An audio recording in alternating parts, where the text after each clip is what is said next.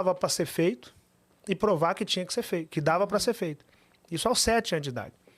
A partir dali... 7 anos? 7 anos de idade. Eu tive a infância roubada pelo trabalho infantil. Isso não é bonito. No meu caso, não tinha opção. Era fazer ou fazer. Não tinha outra opção. Você nasceu no Rio? Nasci em Minas. Ah, você nasceu em Minas. Vamos contar essa história, então, do começo? Você é de São Paulo? Vocês são de São Paulo? Eu sou de Sorocaba. Eu sou de São Paulo. Eu nasci em Minas. Eu nasci em Pitangui, interior de Minas Gerais. Uma cidade com 25 mil pessoas quando eu nasci. E causa da miséria, né? Eu costumo brincar que existe a classe A, B, C, D, E, F, depois do lugar onde eu nasci. E falo isso com muito orgulho que eu consegui sair de lá.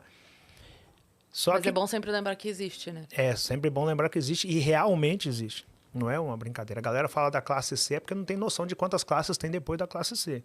É complexo a caminhada. E eu sou filho de um pedreiro e de uma dona de casa. Meu pai, baixa escolaridade, e minha mãe do lar.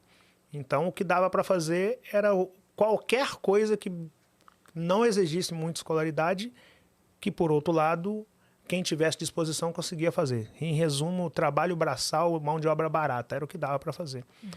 E nessa nós fomos trabalhar em Carvoeiro, onde se faz carvão.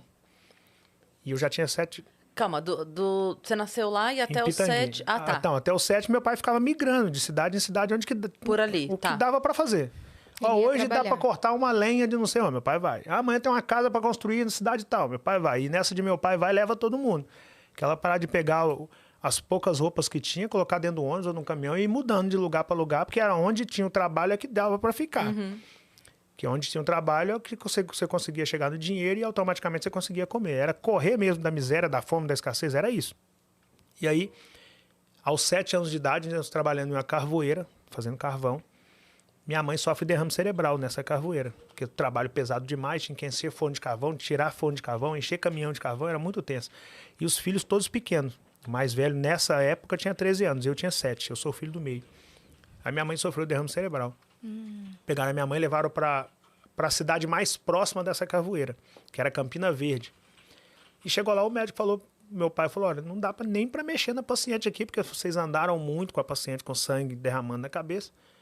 Se vocês quiserem arriscar levar para Uberlândia, leva, porque só em Uberlândia, que era a cidade mais próxima de lá, mas esse mais próximo era mais de 300 quilômetros. Então era horas de viagem.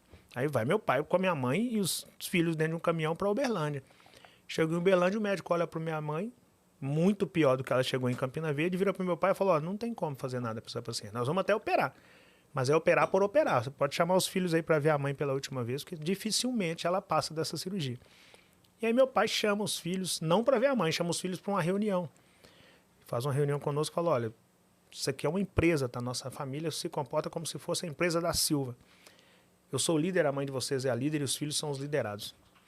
Segundo a medicina, a mãe de vocês não passa, ou seja, uma das líderes não passa dessa data. Se isso acontecer, o líder vai precisar dos liderados para superar esse momento. Eu posso contar com vocês? Todos falaram, pode, pai, pelo exemplo. Meu pai sempre liderou pelo exemplo. E aí meu pai virou para o médico e falou, pode fazer a cirurgia, já conversei com a minha equipe. O médico não entendeu nada, aquele cara chamando aqueles garotos de equipe. Ele deu senso de responsabilidade para vocês ali naquela hora. Ele deu senso, olha, eu tô sentindo dor, esse meu pai falando. Posso perder a líder, no caso dele a esposa, e preciso de vocês aqui.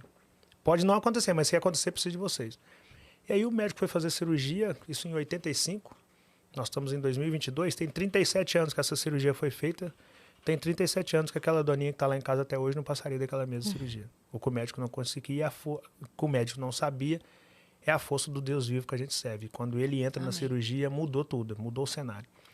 E ali começa a minha história de sucesso, porque ali eu ouvi pela primeira vez os termos trabalho em equipe, empresa, pensamento empresarial, ter uns aos outros e conhecer a força do Deus vivo que até hoje eu sirvo. E eu falei, com essa soma de fatores aqui, eu faço o que eu quiser na Terra.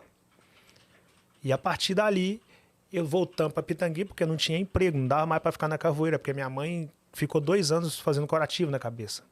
Então não tinha como ficar num cenário onde não tinha poeira, tinha carvão, não dava. Só que chegamos em Pitangui e não tinha emprego. E aí meu pai tinha que voltar para o campo para trabalhar. E ela não voltou a trabalhar? Não, ela não voltou, porque ela ficou com várias sequelas. Apesar de viva, ela ficou com várias sequelas. Aí meu pai tinha que voltar para o campo para trabalhar. Só que ali ele percebeu que a qualquer momento poderia faltar a líder, poderia faltar os líderes. E se isso acontecesse, quem ia tocar a empresa? No caso, a família da Silva. Aí ele entendeu que a missão de um líder não era só colocar comida na mesa, era formar sucessores, porque o líder não está aí eternamente, uma hora ele vai embora. Então, antes dele viajar, ele sentou a galera e falou, olha, anotem essas coisas que eu vou falar com vocês, identifique o principal dom de vocês e passe o restante dos dias na terra lapidando isso. Busquem conhecimento, joguem em equipe, aprendam sobre venda, plantem e cultivem se vocês querem colher. Se não plantou, não reclama porque não colheu. Se plantou e não cultivou, não reclama porque não colheu. Se plantou vento, vai colher em cima de vento. Se plantou abacate, vai colher abacate. Se quer colher alface, não planta abacate, planta alface. É o que você plantar, e na proporção que você plantar, e na proporção que você colher, cultivar, que você vai colher. E se porventura, ele saiu para viajar e falou, antes de eu ir, se porventura a mãe de vocês não suportar o pós-cirúrgico, e se porventura eu também sofrer um